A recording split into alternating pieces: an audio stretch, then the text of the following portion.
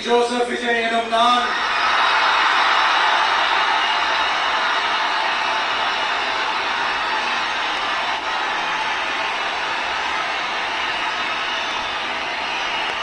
சட்டப்படி அமைக்கப்பெற்ற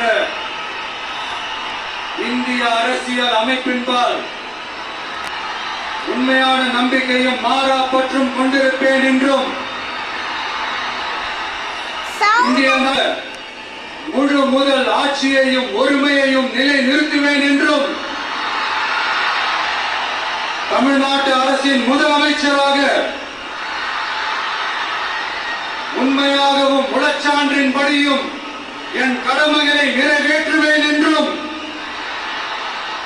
அரசியல் அமைப்பிற்கும் சட்டத்திற்கும் இணங்க அச்சமும் ஒருதலை சார்பும் இன்றி விருப்பு வெறுப்பை விலக்கி